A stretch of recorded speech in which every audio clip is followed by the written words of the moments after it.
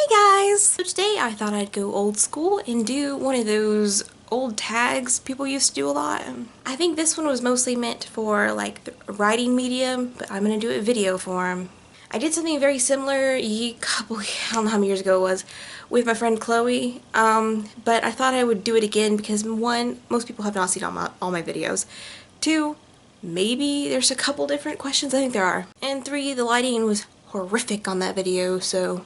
And four, I've gotten more comfortable in front of the camera, so. Okay, it's called the Ultimate Harry Potter Tag. Number 1, favorite book. This has never really changed. I think Deathly Hallows will always be my favorite Harry Potter book.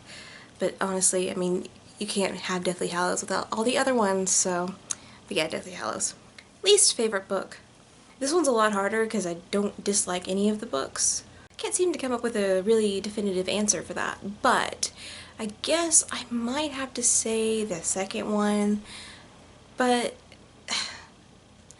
in reality, I still like that, so I don't know. Favorite movie? I don't know, that could change from day to day. I guess today I'll just say The Goblet of Fire. I thought that one was done really well, and it was kind of cool to see visually, just like the tasks, and I just think they did that one pretty well. But I don't know, I mean, I like all the movies. Least favorite movie. For some reason this is a little bit easier for me to answer. Hello, Dexter. I really didn't like how they did Half-Blood Prince. I thought it was a great book. It's one of the, I think it's really one of the better books in the series, but the movie, I think, kind of stripped it of a lot of its really deep content. I liked it though because it had some funny moments and there's some cool shots. I mean, like cinematography wise. But I don't know. I have some issues with Half-Blood Prince. Still don't dislike it. It's just not up there. Favorite quote. Once again, there are so many Harry Potter quotes. I'm literally looking at one right now. My friend Chloe printed me out one time that sits on my shelf over there. It says, "Happiness can be found even in the darkest of times, if only one remembers to turn on the light." Basically anything Dumbledore spits out of his mouth is an awesome quote. I will always be partial to the simple quote of "always" from Snape. I think Snape said a lot of things in one word, and that is really powerful. I don't know, it's not like it's one of the most profound quotes in the series, because I like all the other ones as well, or one of the funniest, like a lot of what Ron says I love. But still, it's a quote that just gets to me every time, and it's easy to remember. Also, I forgot to say this at the beginning of the video, and I was literally thinking about it before I started shooting. There are spoilers, but if you clicked on this video, I doubt you're worried about spoilers, but I will say that. Favorite Weasley? Easy. Ron. Favorite female character? Hermione. And Luna's also up there. Luna's just not in the series as much, but Hermione is, for multiple reasons, my favorite female character. Favorite villain? I remember in the video that Chloe and I shot, we talked a lot about what really qualifies as a villain in the series. Because one of my favorite things that J.K. Rowling does is she leaves you a lot of gray. Like people like Draco or Snape, you know, are they a villain, are they not, you know? And obviously I don't like people who do just purely bad things. They're not my favorite, but I think the most interesting villain is, in fact, Voldemort. He's got a really cool backstory, and I'm a sucker for a good backstory. Favorite male character? This answer might surprise people because people almost never say this, but my favorite male character is Harry Potter. I like Harry. I think he's a very relatable person in a weird way. You can understand why he feels the way he feels about things, why he's so protective, why he does the things he does. And also I'm a sucker for a boy in glasses, so. Favorite professor?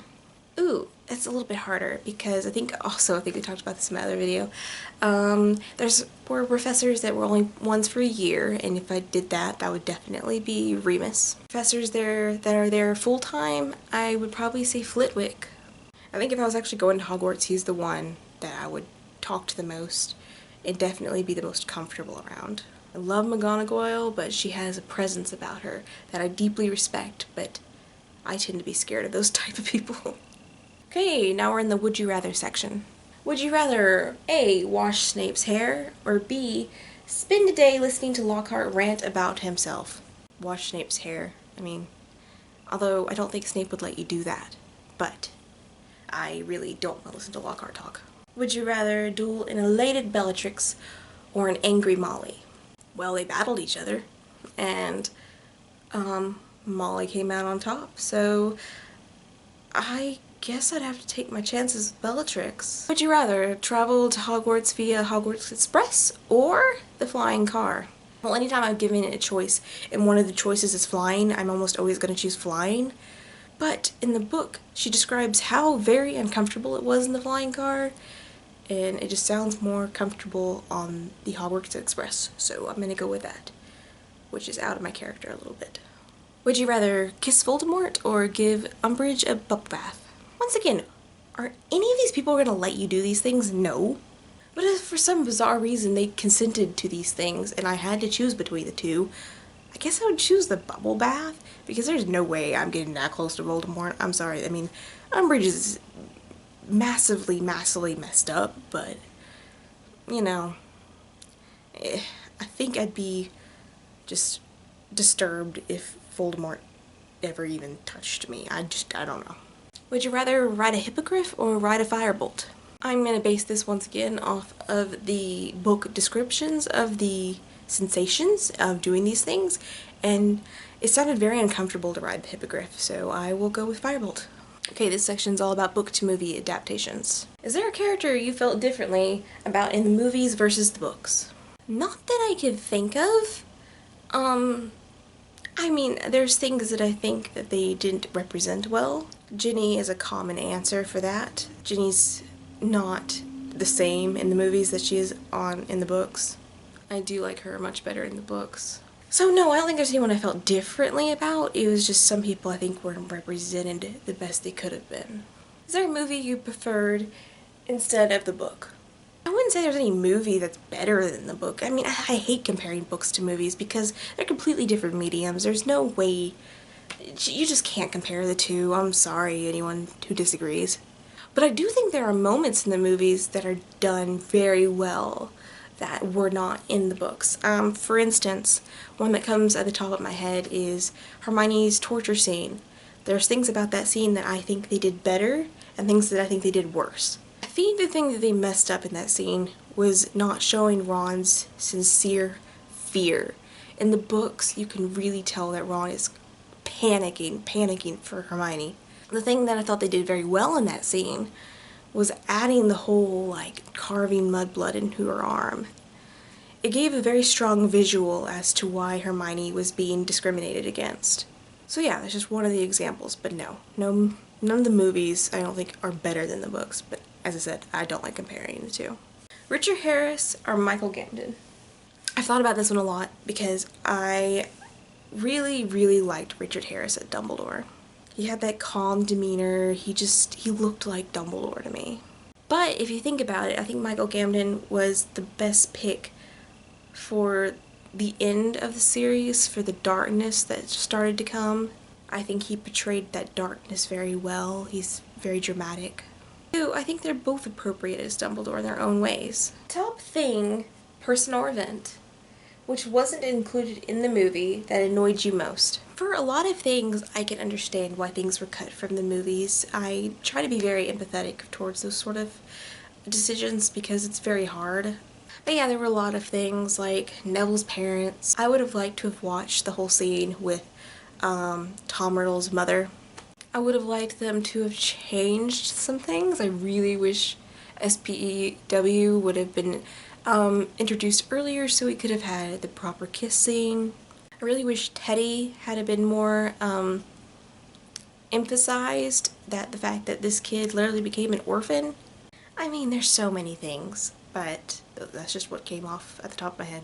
If you could remake any of the Potter movies, which would it be? Half-Blood Prince. I would have changed a lot of things about that movie. Mostly, the thing that irritated me most, I think, about that entire movie was the intro. Harry's supposed to be, like, really liking Ginny at this point. I mean, it's the 6th movie. There's only 7 books. And yet they start off the whole movie with him flirting with some random girl in a station, and none of that ever happened. It was so dumb. Which house was your first gut feeling you'd be a part of? I mean, watching the movies for the first time, I was like, oh, Gryffindor, but I mean, I knew that wasn't true. But no, definitely Ravenclaw, after I thought about it. Which house were you actually sorted into Pottermore? I was sorted into Ravenclaw. Which class would be your favorite? Probably Charms, and while it would be scary, I think Defense Against the Dark Arts is pretty interesting. Which spell do you think would be most useful to learn? Accio, because sometimes I can't find things, and instead of digging through everything, I could just be like, Accio keys. And also, I think about this one a lot for some reason. I'm always drinking water, so Aquamente definitely would be one I'd want to use a lot. Which character do you think at Hogwarts you'd instantly become best friends with? Probably Luna or Neville. Since I'd be in Ravenclaw, I'd probably meet Luna first, and I think I would really like her. I always like the outcasts, because I am one. And if I happen to be hanging out with Neville, I'd really like him because he's very subdued and thoughtful. I'd like to say the trio, but they were busy while they were at Hogwarts, very busy. If you could own one of the 3 Hallows, which would it be? I mean, the only one that really makes sense is the invisibility cloak, although I don't really know when I'd use it. Is there an aspect of the books you'd want to change? This can be a character, an event, anything. I would either change how it happened, or I would change completely that it happened. Harry and Ginny's relationship never made a lot of sense to me. It makes sense on some levels. I mean, they both like Quidditch, they're both really brave Gryffindors. They both had issues with Voldemort at some point in their life. I would either want there to be more chemistry between Harry and Ginny in the books and in the movies. Or I would change it all together, which is my preference, and I would put him with Luna Lovegood. Luna and Harry always made sense to me. They just always did. Favorite Marauder? Remus. If you could bring one character back to life, which would it be? I don't know. Kinda tempted to say Remus just because I just said that. You know, I think maybe Sirius Black. And that's because I think Harry really needed him. And that the fact that he had to go was just, it was just awful. Hallows or Horcruxes? What kind of question is this? I'm not a Death Eater. Of course I want Hallows. Okay, that's it. Thank you so much for watching. You can answer any or all of the questions below. I will be back to you with more Harry Potter stuff soon. It's really all that's been on my mind lately. Thank you for your time. God bless, and peace out.